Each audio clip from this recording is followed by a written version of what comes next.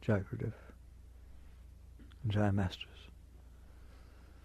There are two very, very distinct lives that you can live on this planet, on this plane. One is, I'm not okay. I need things to be the way I want to be okay. Then you're out there working with the world.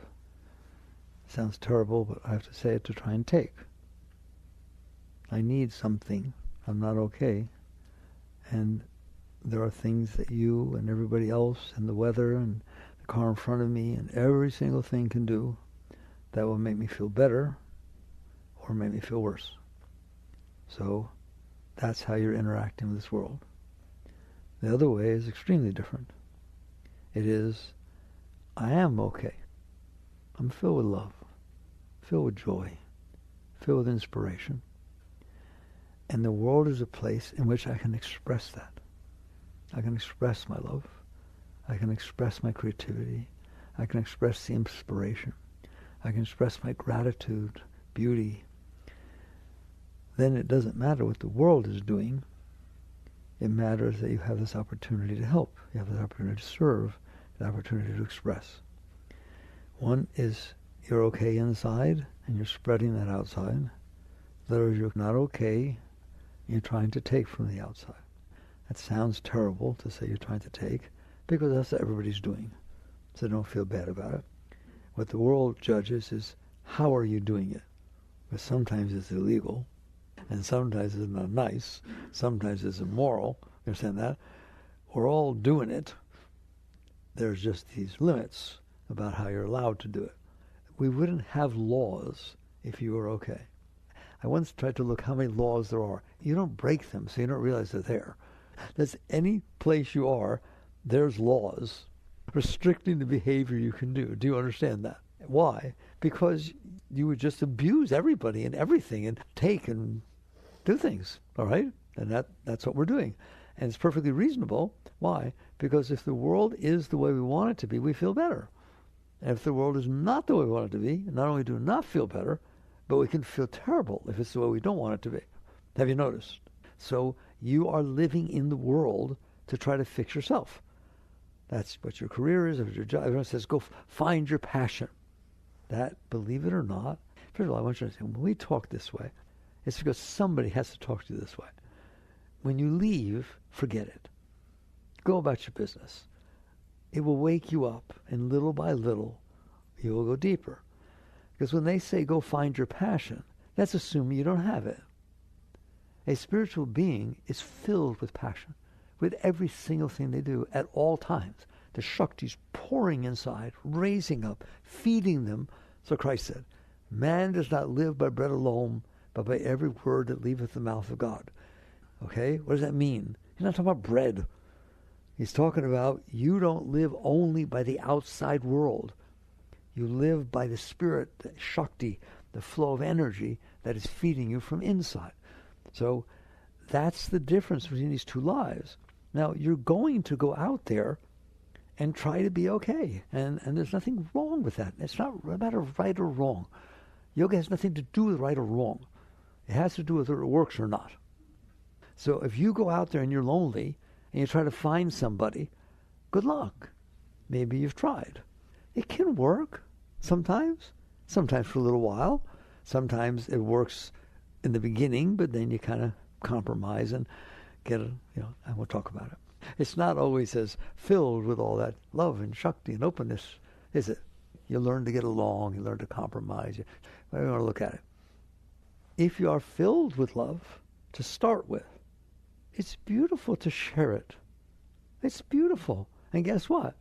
If the other person does something weird, it doesn't affect your love.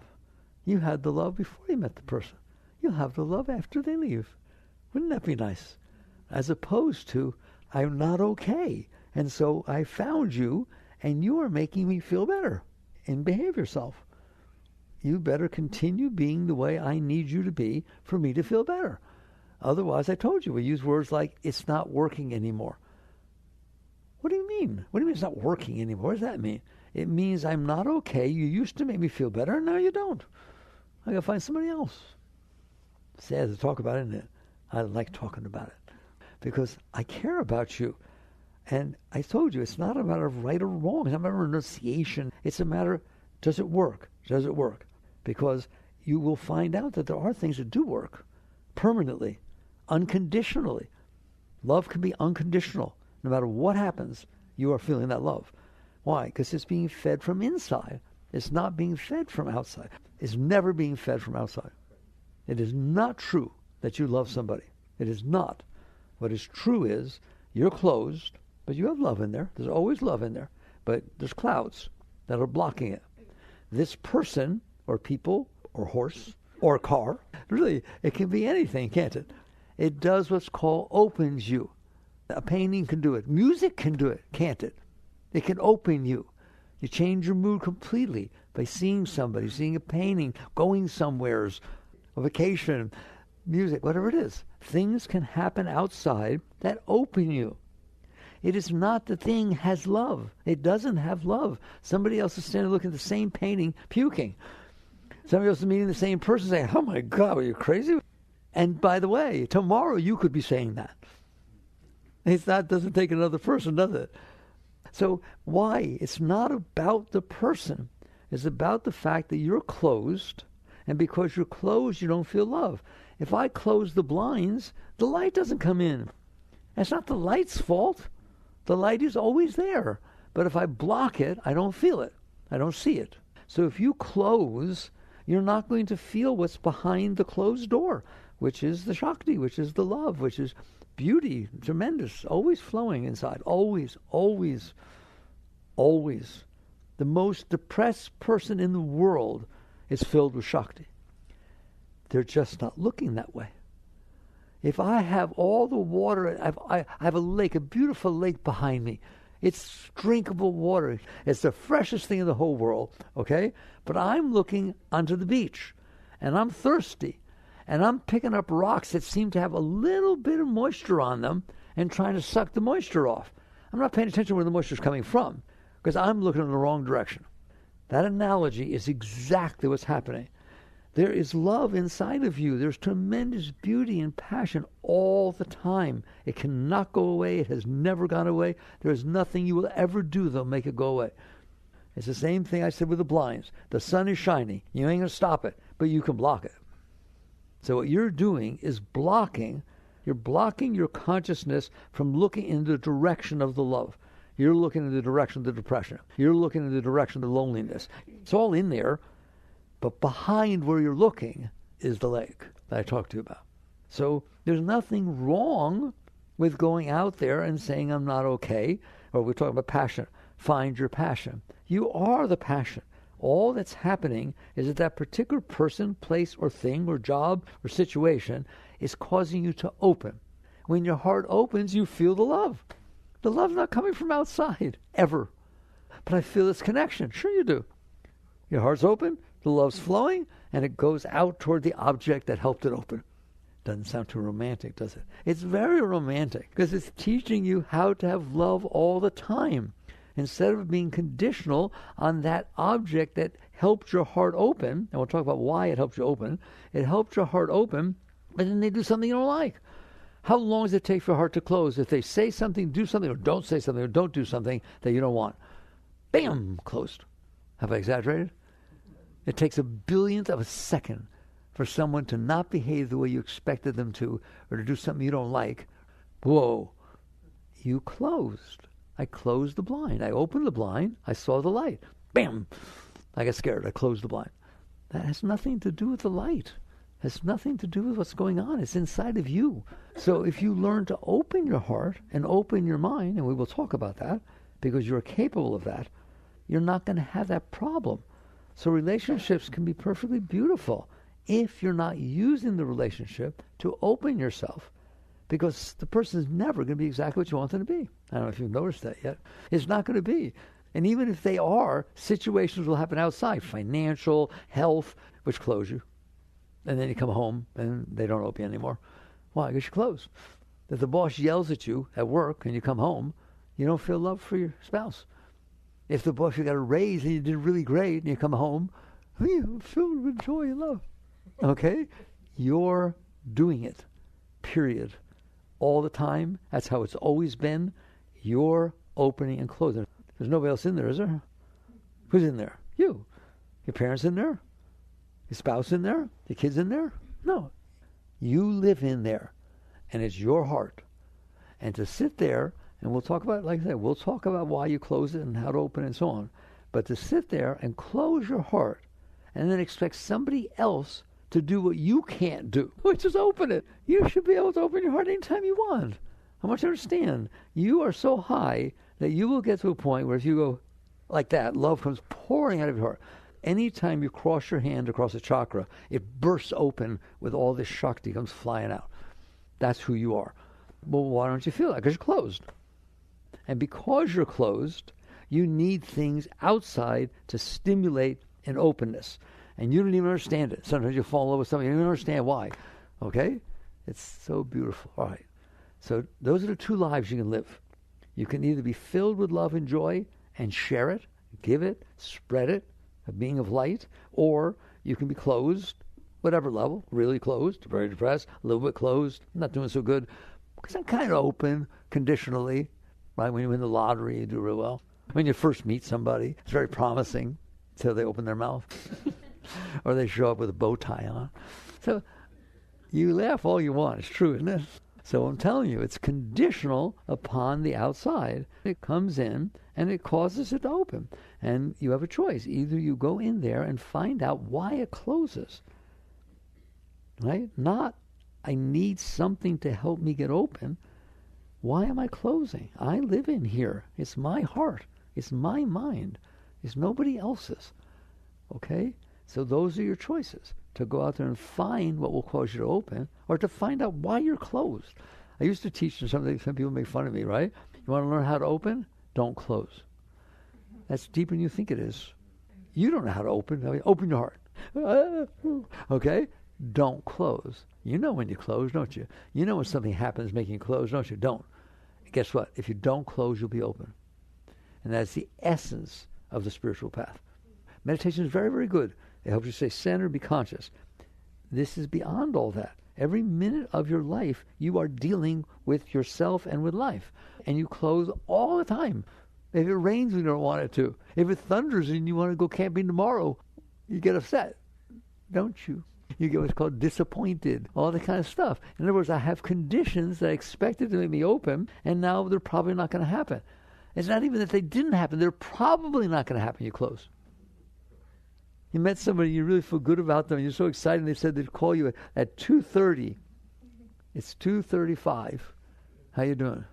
Shh, don't admit it. You're freaking out. You're freaking out. You're closing yourself over everything. Okay? And then you expect the outside world, especially a person or a job, or your kids, to cause you to open. And if they don't, you get upset. So, first question is, why do we close? If it's true that it's so beautiful inside, and it is, why would you close? I thought what you want is love. Why would you close so that you have to go find love when you are it? And which I always teach you this, but once it'll get through, you did that. What happened is at various times in your life, pretty much every day, things have happened that when they come in are not comfortable. It's not all comfortable when it comes in, is it? All kinds of big things, little things. Just talk about the little things. The driver in front of you, the weather, you read something in the paper, you understand that? You remembered something that was bad in the past, and you close. I want you to notice that. It's called witness consciousness. You notice, you close. Well, based on this talk, I want you to understand, you just gave away love. You just sat there and said, the fact that it's raining today is worth me not feeling love. Whoa. And I'll tell you what, you want to work with that? All right? I'll give you a penny, you give me $1 million. We'll trade all the time. I'll be very happy to do it. You just gave away what you want, love, right? Because some stupid thing was the way you didn't want it to be. The driver in front of you, the weather, you go caught a light. I don't know if you're like me. It's like, it's yellow, can I go? Oh, right? And all of a sudden, it's this little weird energy goes on inside. You think it doesn't matter? That's called closing. That is literally closing. You know what I'm talking about, that weird feeling that happens inside? That is Shakti trying to flow and hitting your stuff, hitting your closing, and you feel these emotions and these weirdnesses.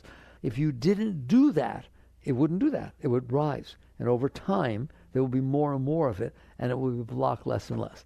That's the entire spiritual path. Learning to stay open, period. Okay? You start with small things. I always teach you that. I call it low-hanging fruit in the new book. They're just things all day. Somebody didn't say hello. Somebody said hello when you didn't want them to because you're standing next to somebody who doesn't like that. I don't know. You're pretty complicated. It doesn't take much, does it? Okay? They're meaningless things. And you're trading off this whole beautiful state inside yourself by messing around with these stupid things where the cost-benefit analysis is 100% cost, 0 benefit. What's the benefit of getting upset because the driver in front of you didn't use his blinkers? None. What's the benefit of getting upset because you caught a light? What's the benefit of getting upset because you caught every light, one after the other? It didn't do any good, did it? It didn't change the lights. Didn't change your timing. Didn't do a single thing. So the cost is 100%. What's the benefit? Nothing. So why are you doing it? That's not rational. A business person would never do that. You give it a choice, cost-benefit analysis. Here, boss, 100% cost, 0 benefit. Let's do it. I want you to look at your interaction with yourself as an intelligent exchange. You're an intelligent person. And so you learn to start working with yourself to say, no, I don't want to close. This is not worth closing over. Because over time, it's giving up my love. It's giving up my passion. It's giving up the beauty that can flow inside of me. So what do? There are all kinds of techniques. And I like all of them. Any technique you do that you are sincerely doing in order to let go of the closing is fine with me. I don't want to close. So I'll do a mantra, I'll breathe, I'll relax, I'll offer to give it to God, whatever you want, I don't care. I'm doing it because I don't want to close. I want to learn not to close. So instead of allowing the habit of closing to take place, I'm going to put out some effort, and I don't care what the effort is. What I care about is the intent. The intent is, I'm going to learn not to close. I don't care how long it takes. I'm going to learn not to close. And the more I learn not to close, I'm telling you, they write us from all over the world. The vast majority, at least 60%, are thank yous. In other words, it works. Thank you. My whole life changed. Because I did what? Because you're relaxed instead of closed? Yes. Yes. And the fact that you didn't go down with it is not the reward. The reward is, okay, in that moment, I made it through without closing. Over time, as you learn not to close, you will feel the Shakti flow. You will feel energy. You'll feel more energy, feel more positive. Of course you will. Why does that take a teacher? If you store everything that ever bothered you inside of you, you're going to be bothered. That's what happens when you store things in it. You build them up. And you have done that, haven't you? Are the things with your past that are over that you still bother yourself about? Well, what's the benefit of that? That's the silliest thing I ever heard of. There's no benefit in being bothered by your past. It's not happening, especially your childhood. It's over. It's done. You made it. Congratulations. Why would you let something that mommy did when you were 3 years old or daddy did when you were 6, whatever it is, 20, 30, 40, 50 years ago, why would you carry that inside of you and let it bother you? You have the right to let it go, and you have the ability to let it go. But not right at this moment you don't have the ability because you haven't built the ability to let go. You haven't practiced, like practicing the piano. You get better at the piano if you practice. You get better at letting go of things if you practice. But we don't practice. We complain. You understand that? We say God doesn't like us. Or why does it happen to me? It's not fair. I never get what I want. Oh, fine. Go do that. Or you're just going to get worse and worse. Instead, you sit there and say, fine, I'm born onto a planet. I don't know where I came from. I'm going to be here for a few years. A few. It's been here for 4.5 billion. How long are you going to be here? That's a very few years. So I fell down on the planet. I'm going to leave soon. And in the meantime, there's all these things that go on.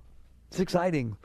There's nothing going on Mars, nothing going on Saturn, Jupiter, anywhere. There's nothing we've seen. With the James Webb Telescope, with the Hubble, we've not seen a single thing going on that seems too interesting. Unless you like supernovas, blowing up and black holes, all kinds of very interesting things. I don't think it lasts too long. Okay? This planet is God's idea of Disney World. There's always something going on for everybody on the planet. It costs nothing to look in front of you. You see colors, shapes, sounds, tastes, feelings, just all the time, every time. What do you pay for that? Nothing. But instead of being willing to experience it and let it inspire you, wow, there's a flower on the side of the road on this planet. There's flowers that grow on the side of the road. Did you know that? Did you know that on this planet, there are birds that sing? What the heck? Where'd that come from? This planet's just spinning in the middle of black nowhere, empty space, and there's all this stuff going on. And how do you do with it? Not so good, all right? Because there are going to be things that happen that are not comfortable. Things happen, but then they're over. But you don't let them be over, do you? You store them inside. Oh, that was terrible. You tell me you got divorced 5 years ago. Why are you still talking about it? Why are you still having the same arguments inside the head? Why can you not go to a party where you think he or she might be? You're not divorced. Not inside, you're not. You don't know how to. It's too painful to you. So what you start doing is you start catching on that as long as I do that, I'm going to be storing inside of me what's blocking my flow of energy. That's what it boils down to. It is blocking the flow of my energy, and I don't want it to. I don't want to have to go out and find something to compensate. Here we go. I don't want to have to go out and find things, people, places, and things that compensate for the fact that I'm blocked. I want to be open. See, two types of lives. One is you're out there trying to compensate for the blockages you built inside. The other is you're working on letting go of those blockages so you become whole and complete within yourself. Now, it doesn't mean in the meantime you don't have relationships. It doesn't mean you don't get a job that makes you feel passion. It's called a stairway to heaven. It's not a jump. As long as your intent, that's what matters. Your intent is, I'm going to spend the rest of my life letting go of the junk I stored inside and I ain't taking on anymore. That's a spiritual person. And guess what? It doesn't matter if you believe in God or, because when it's done, you're going to go to God. When it's done, you won't believe, you'll experience. When enough of that energy comes rushing up inside of you, and you realize you're a being of Shakti, you're a being of light, you're a being of energy. Not because you believe you are. You are a beam of light. Everybody is the same, but they're blocked from different things. We've held on to different things, especially our past. And so it blocks the energy, and now we spend our life trying to compensate. And guess what? Have you ever heard a thing where, yeah, she's got father issues, and that's who she's dating? What does that mean? It means that which you blocked is going to determine what compensates for it. I'm going to move to Germany. Why? Because on the Autobahn, there's no speed limit. And I love to drive fast, and there's no traffic lights either. Like, give me a break. Why don't you just let go of what's blocked inside of you that needs to be like that so you can enjoy wherever you are? Because you're capable of it. So that life, it's called the inner work. It's your inner work. You're doing outer work all the time. And I swear, I've grown. I'm mature now. I'm not going to take it away from you because I can't anyways. You won't listen. So fine, do what you're doing, all right? But pay attention. Pay attention at the stress. Pay attention to fear it creates. Decide that you like somebody and then see him with somebody else. Decide that you want a certain thing to happen with your job or with this or with that, and then see how much you worry that it won't. See how anxious you are. Right? What is anxiety? What is anxiety and stress? The fact that you're in there not okay. If you're okay, there's no stress. When you're filled with love and joy, there's no stress, there's no anxiety, because you got what you want. But if you don't have what you want, and things out there you think will help you get them also could make you worse, there's a lot of anxiety and a lot of stress. What's anxiety? Maybe it won't be the way I want it to be. How can I make it be the way I want it to be? What if I fail? All the time. A constant situation. No. You have to come back in here and say, I am whole and complete within myself. I don't experience it because I've blocked the exact flow of energy that I'm looking for. When you find somebody and they open you, I'm telling you, that flow is what was always in there. But you open the blinds. The sun was always shining. You're opening the blinds and not make the sun shine. You're meeting that person who opened you did not make the energy be inside of you. It just let it come out. It let it come up because you stopped blocking it. So you have a choice. Either be anxious, and you know you are, and scared and insecure and all that kind of stuff because you have to get the world the way you want. Sometimes you can't decide how you want it to be, right or wrong. People come to me all the time, say, well, what about decisions? There are no decisions. There are no decisions. They're meaningless. What do you mean? This is what you call a decision. I'm not okay. Check. That's step one. If you're okay, who cares? Live in New York, live in Gainesville. Be married, be single. Have children, don't. You're not trying to use the outside to fix what's wrong with you. You're nothing wrong with you. There. That's why a spiritual being has no decisions. They just work with the unfolding of life, and it's fun. It's fine. It's beautiful. But he said, but what if you have a job here and you have a job there? Let's say you looked at it, and if you took the job in Texas, you start thinking, oh, it could be like this, it could be like that, but I don't like the politics, or like this, blah, blah, blah, blah, right? And you're kind of fighting inside yourself, right? Or New York, well, it's cold, I don't like the cold weather. You're just doing all that. That's because you're trying to find out what you think will make you be okay. Every decision you're having trouble making is you're trying it on like clothes. You do it all the time, right? You go to the web and look at this and then try that and talk to other people. You're trying it on to see, how will this make me feel? Fair enough? Decide we want to go on vacation. How will this make me feel? That's all because you think it will compensate for what's wrong with you. And you're trying to decide which one will do it. If you're okay, you don't have that problem. I'm fine. I'll be fine anywhere. Wouldn't that be fun? I will be fine anywhere for the rest of my life. Oh, how would you like to feel that? Not feel it. How would you like to know that? No matter what happens, no matter what befalls you, you will be fine. And you'll just deal with it the best you can, and it'll be fun. You're capable of that state, but not if you block yourself and then expect the world to unblock you. Then you have to decide, should I marry, should I not? There's every single thing, okay? And if you're married, should I get divorced? I don't know. Should I say something?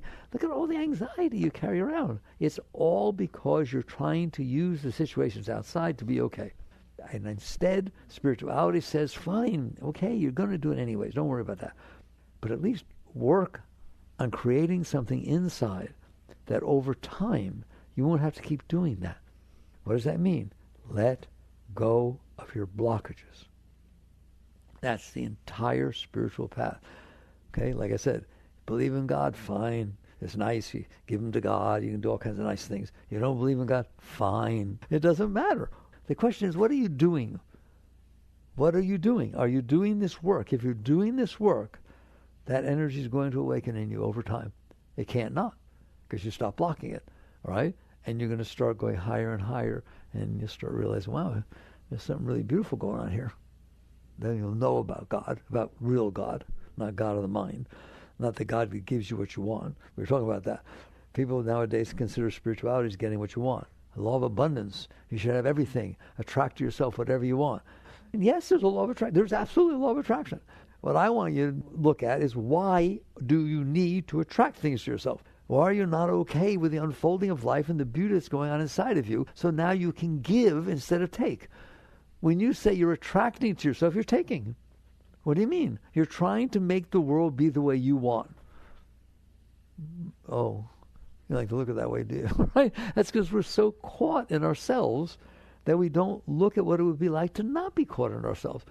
In the life where you're working inside, you're opening yourself, you're your own responsibility, and then you're shedding that light everywhere. You don't have to try to shed the light. It goes everywhere. It just pours off of you. So these are the two lives. One is, I'm not okay, and I'm trying to get situations, people, places, and things in a way that will make me feel better. The other is, I'm not okay. Why am I not okay? Why am I not okay? And what do I do about that? Wow. Now, you see what spirituality is? It's called the inner work instead of the outer work. We talk about a worldly person. I don't say that with disdain or anything like that. You know, I did business, all kinds of stuff, right? That's not what worldly means. Worldly means they think the answer is in the world. They think the answer to their problems and everything else is situations in the world. So then you're out in the world. It's not saying this type of business or that type of business. It's just basically saying you think the answer is out there. I know it's not. All your spiritual teachers, the great ones, masters and everybody tell you it's not. The answer is inside, isn't it? What did Christ tell you? The kingdom is within you. The kingdom is within you. That's literal. It's within you. It's inside. The flow is inside. So basically, you make the decision, which way do I want to live my life? But like I said, it's not a renunciation. Don't write me and say, I'm madly in love with this person. Love is flowing and so on. but I'm afraid that it's because I need them to be a certain way that I feel the love. What should I do? If you feel love, that's beautiful. That's wonderful, okay? Just watch when you don't. Watch when you close. Watch when you judge. Watch what it is that makes the love not be as strong as it was yesterday or 3 minutes ago or 10 seconds ago. In other words, you do tend to close, don't you? That's where your spiritual growth is. It's not in not having a relationship. It's not in not enjoying and having love. It's in sitting there saying, if I said I love you yesterday, why don't I today? Well, you should see what she said. I don't care what she said, nor should you, because you're just trading off what she said because she was in a bad mood. You're trading your love off for a bad mood. I ain't doing that. That's a terrible trade. And so you learn to let go. You let go. But what if it turns out that she's not, or she or he's not what I thought they were? It'll show up. You don't have to be looking for it. You have to look for it because you're scared that it will hurt you or you won't get what you want. If you're wise, you'll say, I'm not using the relationship for that. I'm using the relationship to let go of myself. I'm using the relationship to practice being in love. Not you made me feel love, so you better keep doing it. Figure it out what I need. Who wants to live like that? I don't. Well, I want to feel his love. I want to feel inspiration. I want to feel joy. And I want to share it with people. And they're going to be different. Everyone's different. They've all had different experiences in life, therefore they're all different. And that which turns you on turns somebody else off. And that which turned you on yesterday turns you off today. Fine. I don't care. I love you. Why? Because I'm not trying to use you to give me love. I'm using you to let go of what's keeping me from love. The fact that you want to go out on your own and I feel jealous and I feel uncomfortable with it and all that kind of stuff, right? Good. I get to let go of that. I get to let go of that. See the difference? I get to let go of what's blocking me from feeling love all the time. Relationships are very, very good for that, aren't they? They'll hit you all the time. The question is, are you going to fight to have the relationship be the way you want so you can feel better, regardless of what effect it has on the other person? Or are you going to sit there and say, not just the relationship, my whole life is about letting go of what's blocking me. That's the purpose of my life, not the job, not the career, not the children, not the spouse, not what I look like, whether people like me. No. We're all going to die, and we won't look good when we die, all right? So don't worry about it, okay? Imagine somebody saying, I don't want an open casket. Why? I'm embarrassed. You're not even there.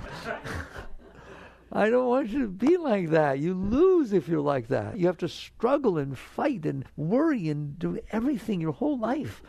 Instead, you sit there and say, my life is about letting go of myself, my personal self, letting go of that so that I can feel all this beautiful love pouring inside. And then, I tell you, you don't have to share it. It shares itself. Hey, if somebody's depressed and they come in the room, do you feel it?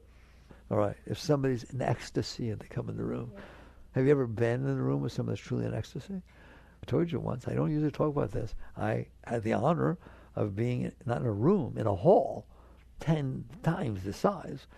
And somebody was sitting up in the front, a very, very high being, very rare. And I couldn't walk toward them. I was 3 times the size of this room. It was like a magnetic field that as I tried to walk, every step I took, all this ecstasy was pouring. That's a high being, okay? There are such beings. Guess what? You're it. You have that to give to the world. And instead, it puts it around with, he said to me, isn't that funny? Right? So you decide that the purpose of my life is not to find this or get this or keep this or struggle for that or argue that I'm right or something like that. The purpose is, once you get hit witness consciousness, what does that mean? It means I'm not caught in my stuff. It's still there, okay? But I'm not caught in it. Do you have an ego? Somebody said, no, I'm beyond ego. You are not. The very fact that you said that means you have an ego. It means you have a self-concept, okay? Can you see how sensitive it is to have an ego? Can you see if she thinks that someone thought that somebody else thought that they don't like you, how you doing? If you watch something on TV that reminds you of something that happened 10 years ago, how you doing? It's like you've got an ego. You have a thing in there that's not okay. The ego's never okay. Never. If you go out there and you're a musician and you do so well that everybody claps and they want to see you again, you're scared the next time that you will fail. Anybody got fear of failure? Don't sit there and tell me it's a psychological problem. It's ego. Ego always is like that. I don't care what you say. Why? It's fake. You made up yourself. It's called a self-concept. I'm strong, I'm tall, I'm handsome, I'm beautiful, I'm young, whatever the heck it is. And so basically you've got this whole concept that you built about yourself. How exposed is that? One person walks up and says, oh, you're full of it. You're lying to everybody. How you feel? You're just a big liar. What you're saying is not the truth at all. You're making yourself up. You've never played an instrument in your life. Well, wait, come here. Anybody get defensive? Doesn't even take that much to get defensive, does it? The slightest little thing, okay? It's amazing. You're living with that, and you're trying to appease it. I don't want you to do that. I don't want you to suppress it. That doesn't do any good. I don't want you to deny it. That doesn't do any good. I want you to finally take a seat of consciousness where you're aware, I have inside of me a target, and everything seems to hit it. And I know what the target is. It's my ego deciding how it needs things to be for me to be okay. I don't want to use a me. It is the ego deciding how things need to be for it to be okay. You know, Ramakrishna, a great saint from India, he used to call what you call me, this. The thoughts, the emotions, the body. No, I don't think about this. I don't care about this. He's sitting behind, and he's seeing it. They also asked him, he's a fully enlightened being, and that's a big word, fully enlightened. He's merged, right? They asked him, does an enlightened being ever feel anger? You know what he said? Yes. Whoa. Yes. He said it's like riding on water. Comes in and passes through. Okay? Something hits something, boop, gone. How'd you like to be that? Then it doesn't matter, does it? That's how you deal with your ego. I have one. It is ultra sensitive, like everybody else's. It knows what it wants, and it gets upset when it doesn't get it. It knows what it doesn't want, and it gets upset even thinking that it might get it. It's unbelievable. It doesn't need events. Thoughts can cause it trouble, can't it? What if I fail? What if I don't do well on the test? If I don't do well on the test, then I won't get the highest grade, and then I want to go to the college that I want to go to. Now you really won't do well because you're a neurotic mess when you take the test. Okay?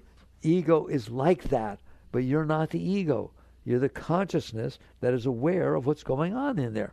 And eventually you're going to see this thing is hard to live with, isn't it? I can give you example after example, couldn't I? But I don't need to, do I? She is sensitive, period, okay? And if you think you're not sensitive, it's because you're pushing it away. I don't care what you think. Well, that means you do. If you don't care what I think, why are you even looking at me? Why are you even checking anything out? Why are you doing anything? It's because you're trying to be so strong that you put walls around your ego. The people that are the most strong, the politicians, these powerful people, right? They can't handle anything.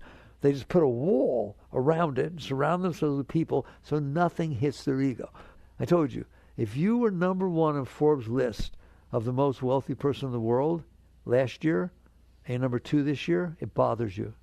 Just like you're bothered if this happens or that happens.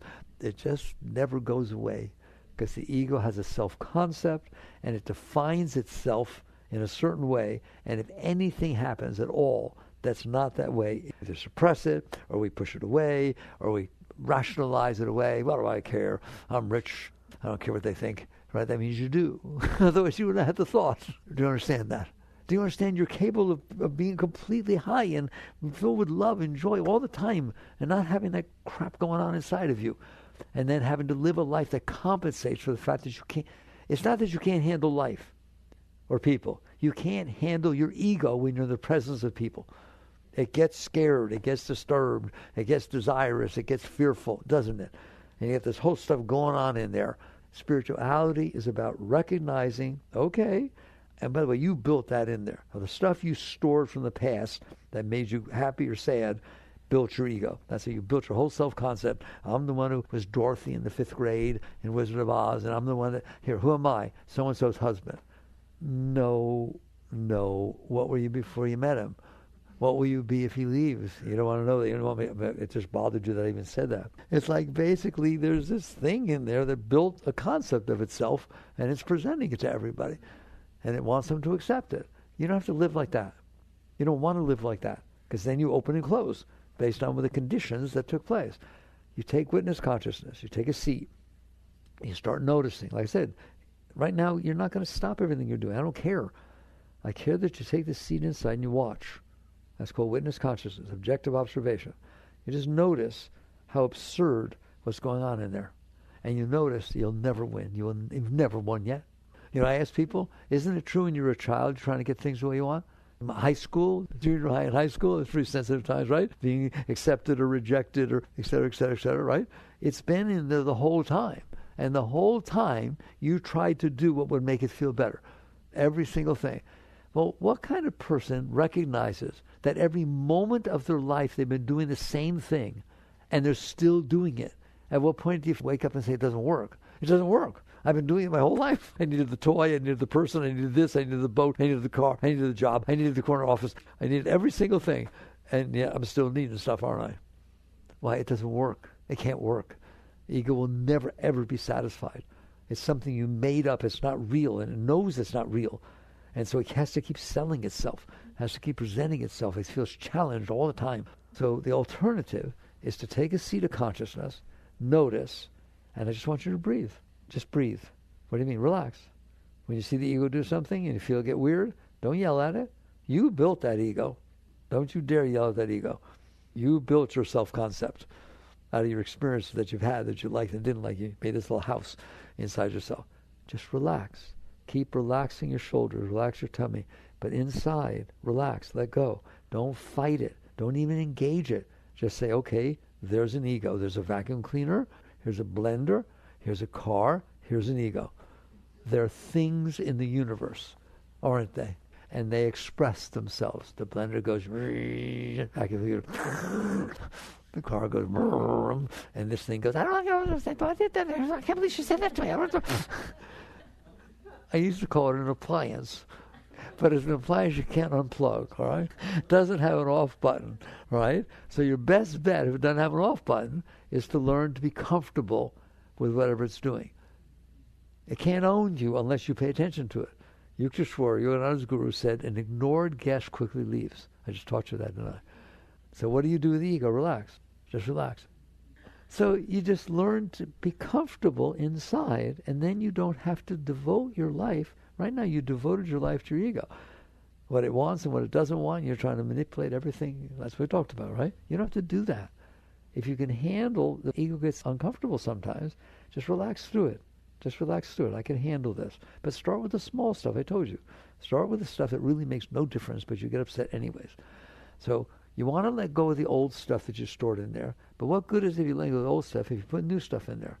So the easiest thing to do on your path, and the most important, no more. You wake up in the morning, and you remember this talk. You remember the purpose of my life, not just the day. The purpose of my life is to clean up in here, to let go of the blinds that close. I don't want to close. I want to be open.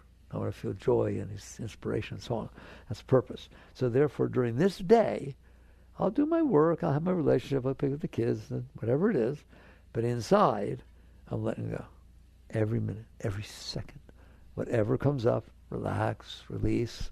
I give you in the new book, I give you many techniques for how to let go of this stuff in real time. This is where the rubber hits the road. You just keep letting go. And so then you come to the end of the day, you sit down, have a few minutes with yourself, and you ask, how'd I do? Well, if it's in there freaking out over what happened, then you didn't do too good. If it's sitting there saying, wow, things happened I used to get upset about, I didn't. I breathed. I breathed through it, all right? And if there's something in there, let it go. I dare you. But there's no buts. You're welcome to keep it in there. You can keep it in your whole life if you want and be bothered by it. If that's what you want to do, be bothered, just keep it in there and let it bother you. If you don't want to be bothered by it, I'm not saying it was just or unjust or fair or like and not like. No, that's not what it's about. It's about the fact that if it's in there causing trouble and you don't let it go, it's going to keep being in there causing trouble. Tomorrow you'll see somebody to remind you of it. Next year you'll remember something. You understand that? You just stored disturbance inside of you, didn't you? And now you're wondering why I should let it go. So you don't be disturbed. There, it's very rational. So you relax through it. But you do it with the small stuff to start with. And then you're going to find out, I'm getting good at this. People write me all the time. I think that's fascinating. They write me, I'm doing real well with the low-hanging fruit. Then they talk about some bigger stuff. I just like that they're doing real well with low-hanging fruit. Most people aren't. And they said, I'm letting go all the time. I'm letting go. I'm letting go. And it works. I'm letting go. So now this happened. It was bigger, right? What should I do? All right. The answer is, to the best of your ability, do the same thing you did with the little stuff. Let go. But what if I can't? If you can't let go, then you can't let go. You do the best that you can. That's all you can do. If you're playing the piano and you make some mistakes, but you do the best that you can do, you'll get better. Don't judge yourself. What if I fall? What if I was doing really well and I got really upset? I threw things, and then what happened? I noticed and I felt really bad. Okay, good. I'm glad you feel bad. Glad you saw it. Stand up.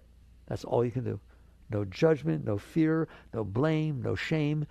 You are here to grow, and you have the right to grow. If you were already there, you wouldn't be growing. What it means to grow is you need to grow. And so you accept it, but just always do the best you can. If you will do the best you can, you will get there. It will get better all the time. So you do that with each day. You let go of the stuff that happened that day, and you'll find out I'm better and better at it. And then I know what happened to me is I do it, and the bigger stuff would happen. Like, okay, I learned how to do that. And then a certain thing would happen that was really bigger. And I don't know if this happened to you, but he'd be in there and saying, I have invested so much so far of letting go of so much. I ain't giving up now. And all of a sudden, he's inspired because he invested. Remember all the time you let go of this, you let go of that, you let go of, right? Now I'm going back down there. I'm going back down there. Oh, that's where I want you. And the next thing you know, you're letting go of stuff you never thought you could let go of. And then your past will start coming up. Once you can handle everything that happened today and tomorrow and yesterday, by itself, your past will start coming up. Why? Because if you shove stuff on top of it, it can't come up. If you let go and don't put stuff on top of it, you left room for it to come up. What do you do when it comes up? Love it. Worship it. Beg it to do more. Why? Because you've seen how beautiful it is on the other side of that. So when mommy comes up or daddy comes up or the first boyfriend or whatever it is, when they come up from high school, from whatever it is, you look at it, am I going down for that? No. But it hurts. Of course it hurts. Of course it hurts. It was stored with pain. That's why you stored it. You didn't want to handle the pain. It's going to come back with pain. And so you let go. And like I said, what happens if I do my best and I don't? So what? If you start playing the piano, you're going to make mistakes. Don't sit there and say, I can't play. No, that's why you practice. You just keep practicing. You keep practicing.